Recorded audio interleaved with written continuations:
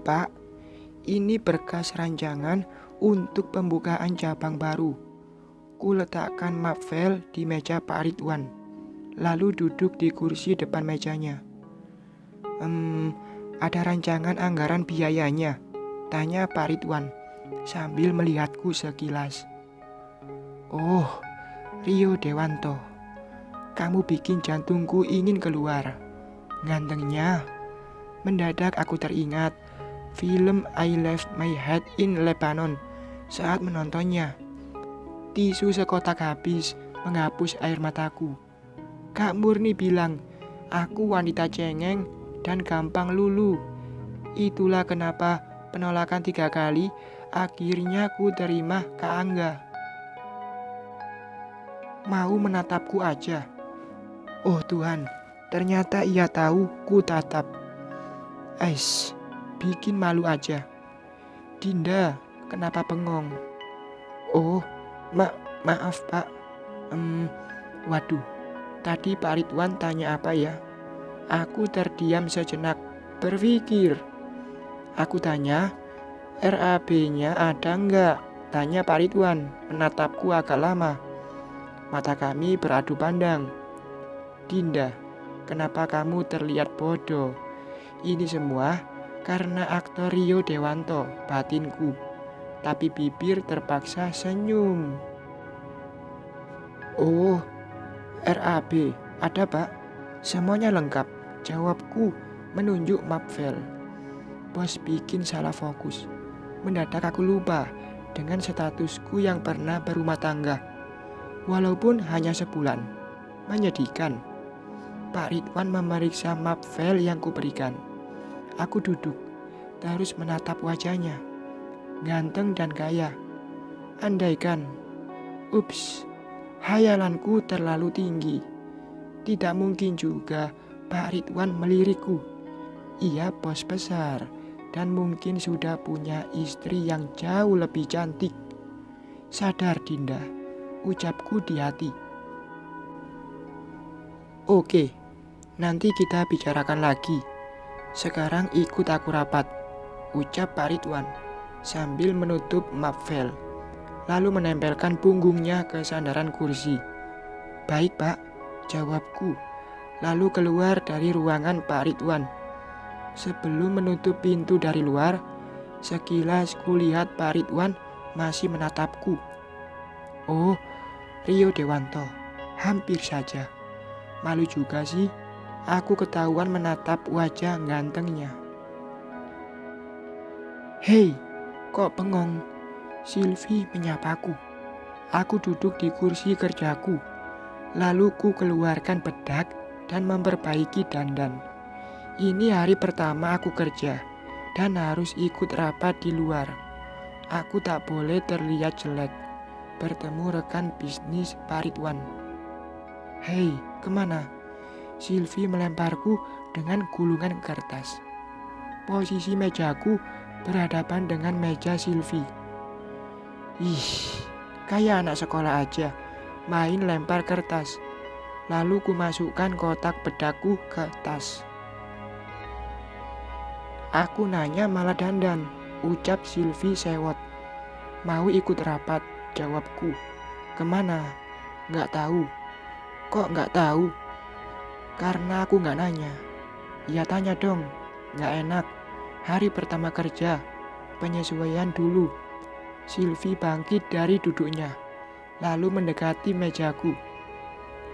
Din, Pak Ridwan masih lajang loh. Kami saling bertatapan sesaat. Mataku membulat. Pak Ridwan masih lajang. Berita bagus. Berarti aku punya kesempatan. Jangan menghayal tinggi, Din. Aku berusaha mensugesti diri. Terus kalau lajang, kenapa? Aku pura-pura cuek, padahal mengharap. Bego dipelihara. Ya pikat dong. Kamu, dia tuh bos besar. Aku bukan levelnya. Mana mungkin ia tertarik padaku. Lagian, aku baru aja menjanda. Surat cerai aja belum dapat. Itu dia yang ku maksud. Kalau kamu janda, bebas dong cari pengganti. Kamu cantik, pintar, meskipun nggak pintar cari suami. Pikat Pak Ridwan, ntar si Angga bisa dibawamu. Toh ia juga kerja di perusahaan Pak Ridwan. Oh Tuhan, kok aku tidak kepikiran begitu? Silvi benar juga, aku masih muda dan sangat sadar masih cantik. Ntar kalau berhasil, jangan lupa naikin gajiku ya. Hehehe. Is kamu, belum juga bertindak, udah mengajukan permintaan. Kupukul pelan pundak Silvi. Kenapa nggak kamu aja? Kalau aku punya wajah cantik dan tubuh seramping kamu, mungkin sudah kupikat dari kemarin. Aku pikir dulu ya, jawabku sok jual mahal. Padahal aku sangat mengharap. Ide Silvi top marko top. Memikat bos besar, ganteng, kaya dan lajang. Jika aku berhasil, Kak Angga pasti gigit jari. Level Pak Ridwan jauh di atasnya. Andaikan ini berhasil. Aku duduk di bangku belakang, samping Pak Ridwan. Mobil melaju dan entah kemana. Katanya rapat. Aku tak berani bertanya. Harus jaga image agar terlihat seperti wanita berkelas dan tidak murahan. Karena kebanyakan orang melihat janda diidentik dengan pandangan buruk. Tidak ada sepatah kata pun. Pak Ridwan sibuk dengan ponselnya, kadang menerima telepon dan kadang kulihat seperti membalas pesan. Hanya satu yang menonjol, semobil bersamanya. Wangi parfumnya, enak dicium. Andaikan aku belum pernah menikah, status gadis mungkin lebih membuatku percaya diri mendekatinya. Meskipun Silvi bilang aku masih cantik, tetap saja statusku pernah menikah. Nanti saat rapat, catat semua poin penting. Aku ingin setelah itu kamu periksa laporan keuangan di PT Abadi. Pak Ridwan bicara sambil melihat ponsel. Kok dia tak melirikku? Padahal aku masih cantik kok. Baik Pak, jawabku. PT Abadi, itu kan tempat Kak Angga kerja. Atau jangan-jangan kali ini rapat diadakan di PT Abadi. Oh Tuhan, aku lagi malas bertemu mantan suamiku.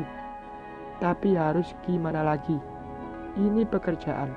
Aku harus profesional demi kemajuan karirku. Semangat Dinda. Bukankah ada tim audit Pak? Tanyaku. Setahuku, tugas yang memeriksa laporan keuangan adalah tim audit. Jika ada anggaran pengeluaran perusahaan tidak sesuai, perusahaan besar mustahil tak ada tim audit.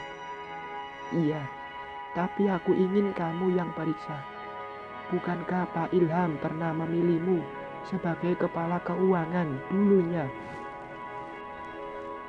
Loh, posisiku asistennya. Kok tugasku memeriksa laporan keuangan? Seharusnya ini tugas Silvi. Tapi tak masalah, akan kutunjukkan kemahiranku dalam masalah laporan keuangan. Rugi, laba, jurnal, kredit, hutang, piutang, debit dan PT Cash, hal yang gampang bagiku. Dinda. Baik Pak, jawabku. Pak Ridwan melihatku sekilas, tapi mukanya datar. Apakah aku kurang cantik di matanya? Akhirnya, mobil memasuki pekarangan PT Abadi. Kulihat keluar jendela, hanya ada security berjaga. Ini jam kerja, aku yakin Kak Angga pasti ada di dalam. Ku tarik napas dalam. Aku harus mempersiapkan diri jika nanti bertemu mantan suamiku. Aku tak boleh gugup. Akan kutunjukkan aku bisa maju tanpanya. Selamat pagi, Pak. Sapa resepsionis ketika kami melewatinya, menuju ruang rapat. Pak Ridwan membalas, tersenyum kecil. Aku melangkah di belakang Pak Ridwan. Di ujung beberapa ruangan yang kami lewati, ada sebuah pintu. Kulihat di daun pintu, ada tulisan ruang meeting. Sampai di depan ruangan itu, Pak Ridwan menarik handle pintunya. Lalu kami melangkah masuk. Di dalam sudah menunggu beberapa orang duduk melingkari meja panjang yang membuatku sedikit gugup. Ada Kak Angga di antara mereka. Matanya membulat, terkejut melihatku melangkah di belakang Pak Ridwan. Aku berusaha cuek, seperti tidak mengenalnya. Selamat pagi, Pak Ridwan. Bisa kita mulai rapatnya? Ucap Kak Angga ke Pak Ridwan setelah kami duduk. Oke, mari kita mulai, jawab Pak Ridwan saat rapat berlangsung. Kak Angga melihatku duduk di samping Pak Ridwan. Aku berusaha tidak gugup, tetap menulis sesuai tugasku. Aku tahu ia pasti sangat penasaran. Baru beberapa hari kami berpisah, aku sudah dapat pekerjaan. Jadi, untuk menghemat pengeluaran, aku minta semua laporan keuangan diserahkan kepada asistenku, Dinda. Pak Ridwan menunjukku. Nanti, anggaran yang dirasa kurang penting akan kita pangkas, sambung Pak Ridwan. Pak Ridwan, bukankah sudah ada tim audit? Kenapa tidak diserahkan ke tim audit saja? Kak Angga ikut bersuara di rapat ini. Terlihat ia keberatan. Aku yang memeriksa laporan keuangan PT Abadi. Betul Pak Angga, tapi aku ingin asistenku juga tahu semua perusahaan yang kupimpin. Anggap saja ia menggantikan tugasku di sini, jawab Pak Ridwan. Oh iya Pak, jawab Kak Angga, melirikku sesaat. Yes, aku terlihat penting di sini. Aku tersenyum kecil menanggapi perkataan Pak Ridwan. Ternyata Kak Angga baru saja menjabat sebagai kepala cabang PT Abadi. Pantas ia ikut bersuara, mengeluarkan pendapat. Semenjak saham perusahaan ini beralih tangan, saat itu juga ia menjabat kepala cabang baru. Setelah rapat selesai, Pak Ridwan masih duduk berbicara dengan dua orang head. Aku menunggu sambil melihat catatan hasil rapat, melihat laptop laporan file keuangan melalui program komputer perusahaan ini. Pak Ridwan, sepertinya aku butuh semua bukti pengeluaran, baik itu bond, kwitansi, ataupun rekening koran perusahaan, ucapku. Bisa, minta saja ke Pak Angga, nanti biar dia yang mengarahkan head operasionalnya. Oh Tuhan, aku harus ke ruangan mantan suamiku. Hal yang paling kuhindari harus kuhadapi. Tapi mau tidak mau, aku harus mengerjakannya demi kemajuan karirku. Pergilah ke ruangan Pak Angga, Din. Kita juga ada pertemuan dengan klien baru masalah proyek pembangunan. Iya Pak, jawabku bangkit lalu keluar dari ruangan meeting. Di depan pintu, aku terdiam berdiri. Aku harus ke ruangan Kak Angga. Mungkinkah ia akan bertanya banyak nantinya? Atau akan ada pertengkaran? Mulutnya tajam. Pasti aku akan menerima kata pedasnya. Oh tidak. Dengan berat hati, aku melangkah menuju ruangan kepala cabang. Ku tarik nafas dalam, baru mengetok pintu. Tok, tok, tok. Masuk. Terdengar suara Kak Angga dari dalam. Ku tekan handle pintu, lalu menariknya. Daun pintu terbuka, dan aku melangkah masuk. Pintu ku tutup lagi. Dinda, Kak Angga terkejut melihatku. Aku belum selesai aku bicara. Kak Angga memotong perkataanku. Hebat ya, dalam waktu beberapa hari kamu sudah dapat kerja baru. Tidak heran sih, kecantikanmu bisa digunakan untuk itu. Sudah naik kelas levelmu, Din. Senyum sinis ia menatapku. Ia tetap duduk bersandar dengan angkuhnya merendahkanku. Maaf, aku disuruh Pak Ridwan meminta semua bukti pengeluaran. Jawabku berusaha profesional. Jangan sok, Din. Baru juga jadi asisten. Sudah berapa kali kalian tidur? Atau semenjak tidak bersamaku lagi? Nafasku besar, menahan emosi. Aku tetap berdiri, berusaha tenang. Ini kantor. Aku tak ingin masalah pribadi dibawa ke urusan pekerjaan.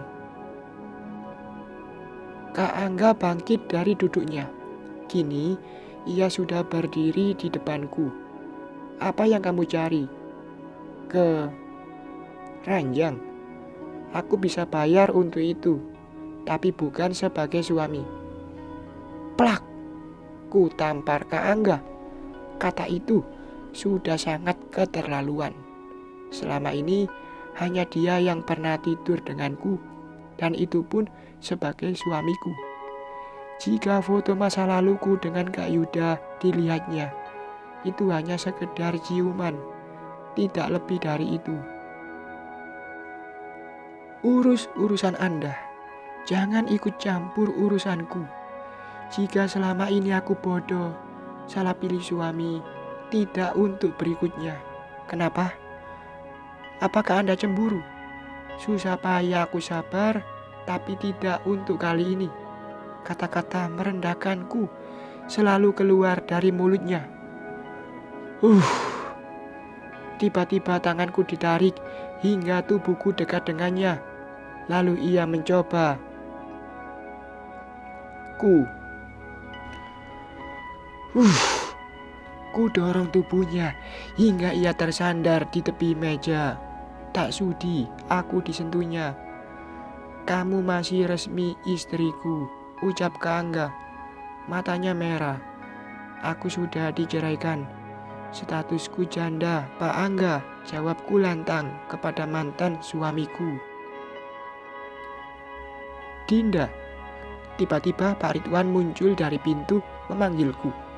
Kami langsung terdiam melihat ke pintu. Pak Ridwan berdiri melihat kami. Iya, Pak, jawabku pelan. Rasanya tidak enak. Aku takut karirku anjlok karena mencampur adukan urusan kerjaan dengan urusan pribadi. Mudah-mudahan aku tidak dipecat. Baru juga kerja. Pak Ridwan melangkah masuk. Kini posisinya tepat di sampingku, melihat ke Kak Angga. Pak Angga, tolong kirimkan semua bukti pengeluaran perusahaan ke kantor PT Cahaya. Dinda bertugas memeriksanya. Iya, Pak, nanti saya kirimkan, jawab Kak Angga gugup. Lalu sepintas menatapku. Oke, ayo Dinda, kita balik, ajak Pak Ridwan, lalu melangkah ke pintu. Aku mengiringinya di belakang. Saat ku tutup pintu dari luar, kulihat Kak Angga masih menatapku. Di mobil, tak ada sepatah kata pun yang diucapkan Pak Ridwan. Apakah ia tahu atau tidak urusan pribadiku? Ia sama sekali tidak bertanya, padahal sudah jelas. Ia dengar kata-kataku tadi. Mudah-mudahan ini tidak berpengaruh pada pekerjaanku. Semoga bisa-bisanya ia menciumku dalam amarah. Dikiranya aku, hingga kata-kata dibayar diucapkan. Sakit hatiku bertambah, hingga ingin rasanya ku tampar wajahnya berulang kali. Aku sangat membenci mantan suamiku, sangat. Din. Oh iya, Pak, jawabku terkejut. Kupalingkan muka ke Pak Ridwan. Berapa nomor WA-mu? Aku lupa save. Oh, biar kuping aja, Pak. Nomor Bapak sudah ku save. Jawabku secepatnya. Oke, aku ingin kerjaanmu maksimal. Ini juga berpengaruh pada masa kontrak kerja. Iya, Pak. Jawabku pelan. Tuh kan, yang ku takutkan terjadi. Aku takut Pak Ridwan salah nilai.